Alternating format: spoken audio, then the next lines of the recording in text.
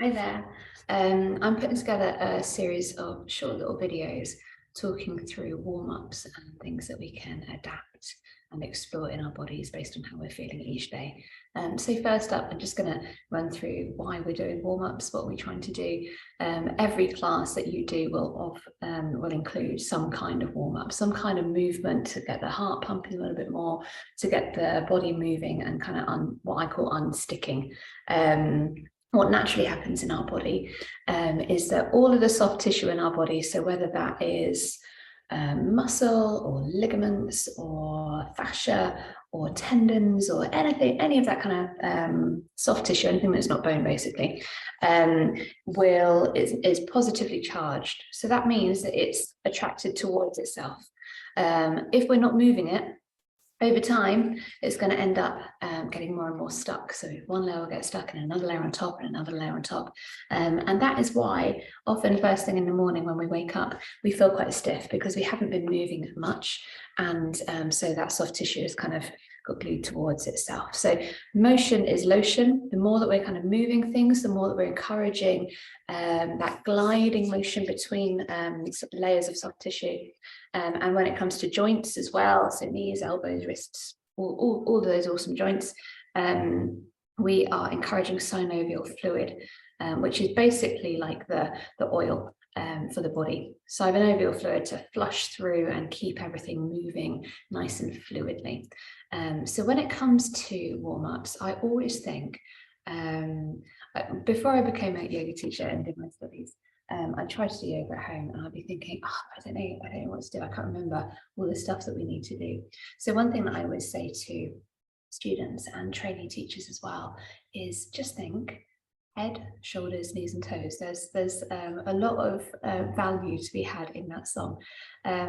So head, can I move that? What directions can I move that in? So just a quick run through of some of the movements that we've got available to us in our body.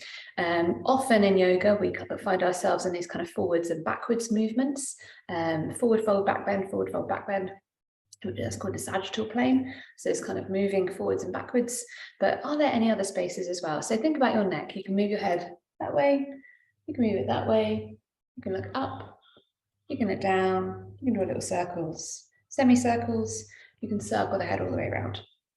There's loads of other things that you can start to play with, but at a very basic level, I've just moved my head in as many different directions as I can start to think about in terms of just getting things moving and kind of unsticking.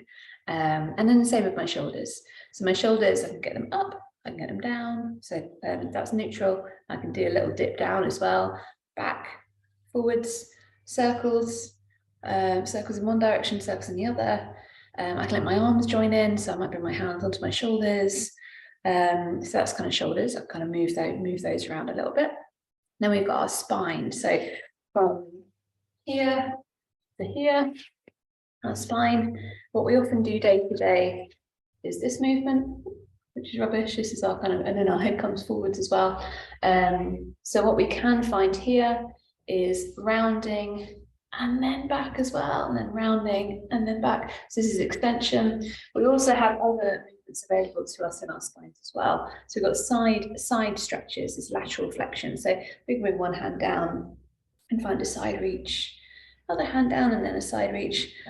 So we've got forwards and backwards, we've got side to side, and we've got twists as well. So I like to think of them more as spirals, because in a twist in my body, I tend to just do a little bit of a twist like that, rather than a kind of softer spiral movement.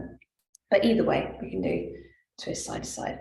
And then from here, so we've got our ribs. So we might do some kind of similar movements with our ribs. So forwards, backwards, side to side, twisting around one side to the other. And we've got our hips, same movements in our hips, and then our knees, and then our ankles and our feet as well. So just think head, shoulders, knees and toes.